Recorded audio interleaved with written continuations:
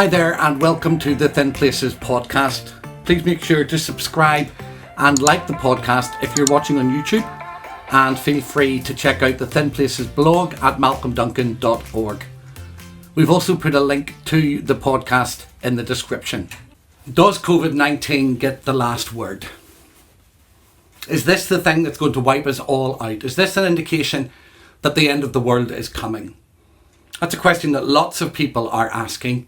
Some Christians, some people from other faiths, and maybe you're asking it too. Well, in order to answer that question, there are a couple of other questions and things that we need to explore.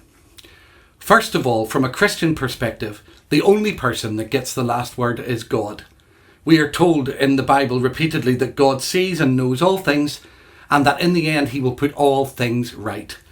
At the end of the whole story of Scripture in Revelation chapter 21 and 22, we're given a picture of a God who makes all things new, who removes sorrow and pain and anxiety and death itself, and wipes our tears from our eyes.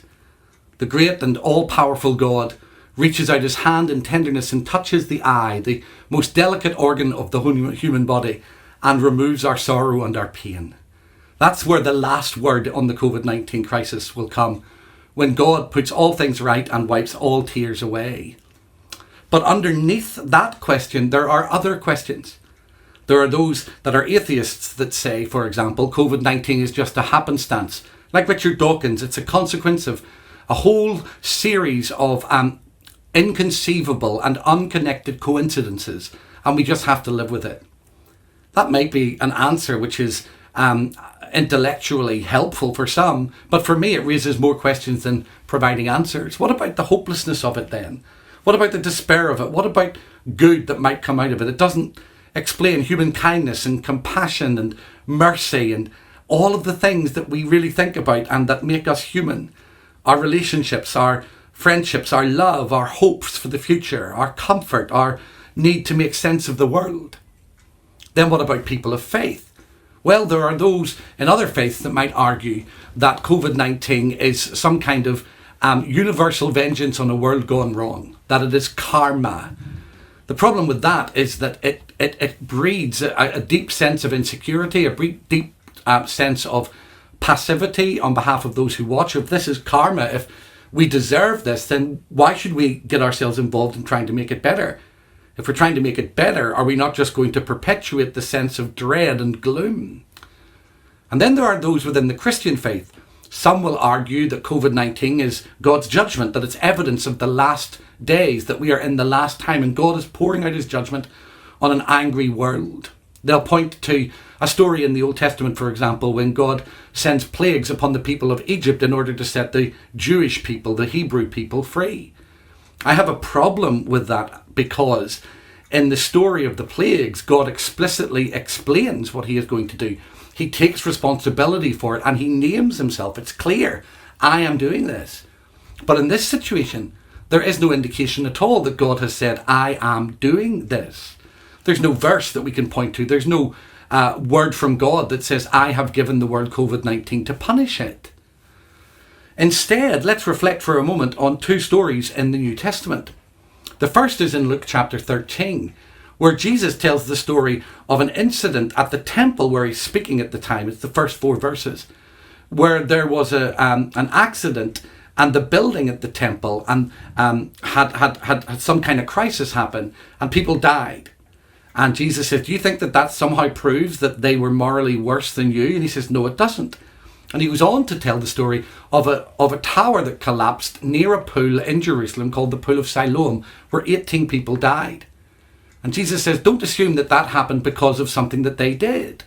Instead, ask your question, are you ready for such a calamity? Have you made your peace with God? You see, sometimes we will ask the wrong question.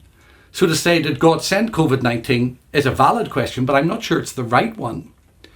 Because whether you believe that he did or not, and I don't believe that he did, I do believe that he can use this crisis to speak into our hearts and into our lives.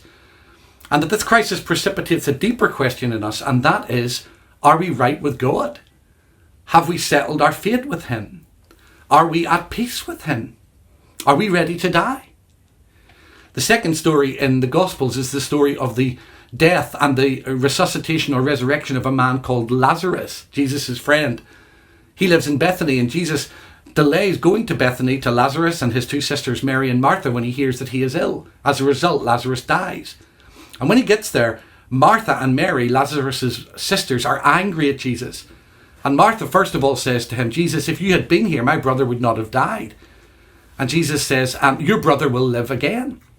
Note, first of all, that there is a comment and a commitment about relationships after death carrying on. Not just Lazarus, your brother. Atheists don't have that hope. Other people don't have that hope. Christians do. Then Jesus says, I am the resurrection and the life. He who believes in me will never die. And he who believes in me, even if he dies, will live. Do you believe this? And Mary says, Martha, I beg your pardon, says, yes, I believe that we will all be resurrected in the last day. But Jesus makes it very clear. He gives her an intellectual answer because she's asking an intellectual question. A few minutes later, when her sister Mary comes out, she says almost the same thing to Jesus. If you'd been here, my brother wouldn't have died. Jesus doesn't answer her question in the same way. He enters the emotion of it and he weeps with her. You see, God will come to you where you are. If you have an intellectual question, he might respond to you by saying, you're asking the wrong question. Are you ready to face life after death? Are you ready to face the consequences of how you have lived? If you are emotionally broken by COVID-19 because you've lost someone, God and Christians shouldn't enter into, God won't and Christians shouldn't enter into answering your question in 1,000 ways. Instead, we enter your sorrow, your heartbreak and your pain. So in the end, do I think that God caused COVID-19? No. Did he permit it? Yes.